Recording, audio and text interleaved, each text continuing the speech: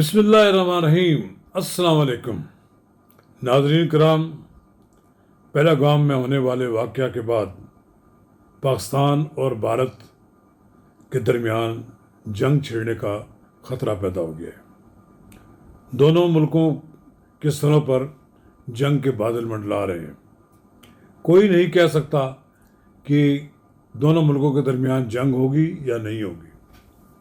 बहरहाल पाकिस्तान के अंदर लोगों में जुनून की कैफियत पैदा हो गई है और मुल्क के दफा के लिए बेपनाह जोश व खरोश पाया जाता है।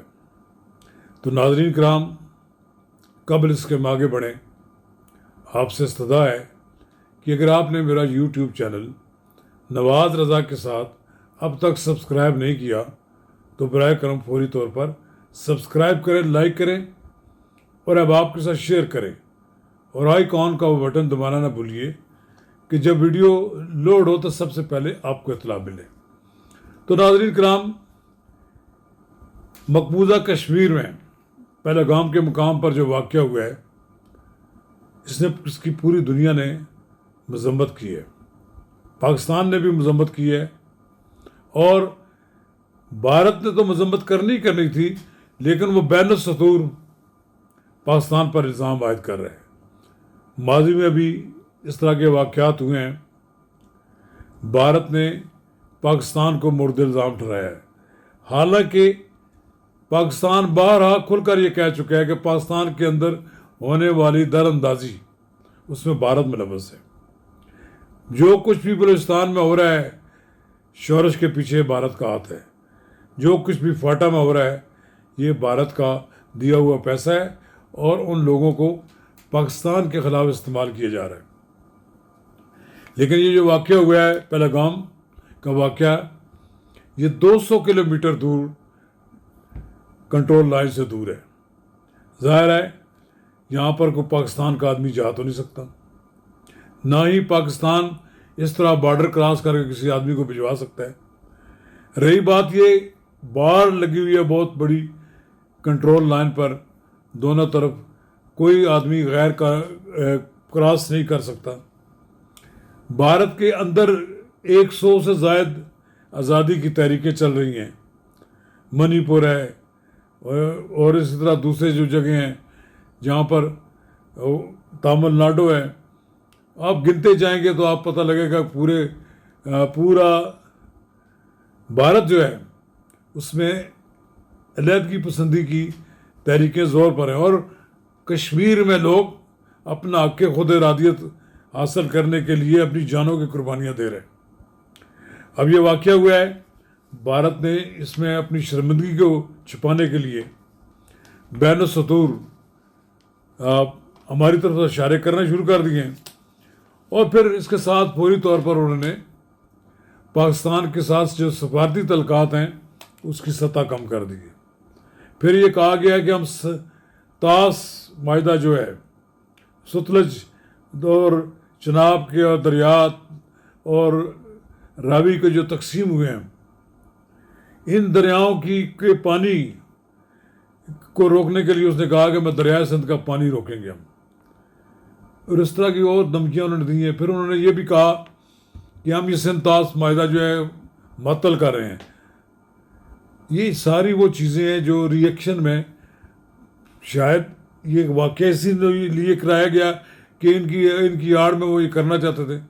हमारे अब दरमियान फ़ज़ाई हदूद, अब हमने भी जवाबन ये काम किया है कि भारत का कोई त्यारा जो है वो पाकिस्तान की सरहदों से, पाकिस्तान की फ़ज़ाई हदूद से नहीं गुजर सकता। हमने वो तमाम तजारत बंद कर दिया है जो वाघा बॉर्डर के ज़रिए अफ़गानिस्तान के लिए या किसी और मुल्क के लिए यहाँ से उनकी ट्रांजिट सहूलत थी। इसी तरह पाकिस्तान ने थ्रेट कर दी है, जवाब दे दिया है कि अगर पानी रोका गया तो हम इसको अपने खिलाफ जंग तस्वर करेंगे। इसी तरह पाकिस्तान ने यह भी उनको कह दिया है कि अगर भारत ने कोई एडवेंचर किया तो उससे बड़ा जवाब हम देंगे। आपने देखा होगा इसी दौरान पर काकूल में एक पासिंग आउट परेड भी हुई है। वहाँ बड़े अरसे के बाद पाकिस्तान के एक वज़ीर-ए-आज़म गया है और वहाँ उन्हें ख़िताब करते हुए भारत को बावर कराया है کہ اگر پاکستان کے خلاف جنگ مسلط کی گئی تو اسے ایسا جواب دیا جائے گا کہ آئندہ آنے والی نسلیں بھی یاد رکھیں گی. دیکھیں بات یہ بڑی واضح ہے، پاکستان ایک ایٹمی قوت ہے.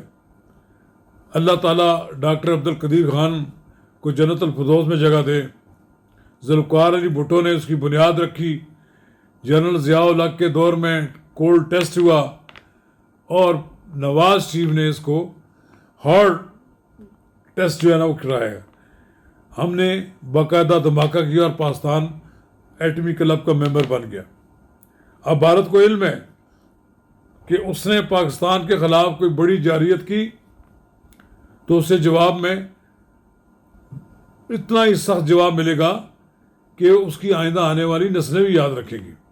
یہی وجہ ہے کہ آج ایک ہفتہ گزر گیا ہے، بھارت کی طرف سے فوری طور پر کوئی اس طرح کا جارحانہ ابھی کوئی رد عمل نہیں آیا، لیکن اس نے کچھ فیصلے کیے ہیں. فی الحال اس نے کہا ہے کہ ہم پاکستان کا پانی روکیں گے. تو پاکستان کا پانی روکا تو پھر پاکستان اس کا جواب تو دے گا. میرا خیال یہ ہے کہ امریکہ، ایران، سعودی عرب اور بہت سے اور دوست ملک جو ہیں وہ اس میدان میں آ چکے ہیں. پاکستان اور بھارت کے درمیان کوئی بڑی جنگ نہیں ہونے دیں گے. اور میرا خیال یہ ہے پاکستان نے آفر کر دی ہے کہ تحقیقات کے لیے ہم تیار ہیں، کہ کسی غیر جانبدار ملک سے تحقیقات کرایا جائے تو جو تحقیقات کا نتیجہ ہوگا ہم اس کو قبول کرنے کے لیے تیار ہوں گے، اور ہمارے خلاف اس طرح کی الزام تراشی نہ کی جائے. ایران نے بھی ثالثی کا کردار ادا کرنے کی پیشکش کی ہے. سعودی وزیر خارجہ بھی رابطہ کر رہے ہیں، دلی سے بھی رابطہ ہوا انہوں نے، اور اسلام آباد میں انہوں نے اسحاق ڈار سے بھی بات کی ہے. اب بات یہ ہے کہ ایٹمی طاقتوں کا تصادم جو ہے نا وہ بنیادی طور پر تشویشناک ہے. اگر یہ تصادم ہو گیا تو پھر سمجھ لیجیے کہ کھلی جنگ ہے، پتہ نہیں کتنے لوگ لقمہ اجل بن جائیں. اور یہ بھی ہو سکتا ہے کہ اگر بھارت نے پاکستان کی سلامتی کو خطرات لاحق کیے اور ہمیں مجبور کیا کہ جواب دیں تو دنیا صفحہ ہستی سے بھارت بھی مٹ سکتا ہے. پاکستان ہر قسم کی صورتحال کا مقابلہ کرنے کے لیے تیار ہے. پاکستان کا رویہ معذرت خانہ نہیں ہے اور نہ ہی ہم بھارت کے کسی دباؤ میں مروب ہوئے ہیں. ابھی تک تو مودی بڑا خونخوار نگاہوں سے اور خونخوار رویے کے ذریعے ہم سے ہمارے بارے میں باتیں کر رہے ہیں، لیکن پاکستان کے وزیر اعظم اور آرمی چیف کے بیانات سے صورتحال بالکل واضح ہو گئی ہے کہ ہم ڈٹے ہوئے ہیں. پاکستان کی پارلیمنٹ کے اجلاسوں میں قراردادیں منظور ہوئی ہیں، ساری قوم متحد ہے. تب تصور یہ ہے کہ دیکھتے ہیں، یہ بڑا $1 ملین کویشچن ہے، بلکہ اس سے بھی آپ کہہ رہے ہیں کہ مہنگا کویشچن ہے کہ جنگ ہوگی کہ نہیں ہوگی. میرا خیال یہ ہے کہ بڑے پیمانے پہ جنگ نہیں ہوگی. بھارت سمجھتا ہے کہ اگر اس نے کوئی بڑا ایڈونچر کیا تو پاکستان اس کا اسی طرح شدید جواب دے گا. لہذا میرا خیال یہ ہے کہ بھارت اور پاکستان کے درمیان بات چیت کا سلسلہ کھل جائے گا اور ایک بار پھر معاملات معمول پر آ سکتے ہیں.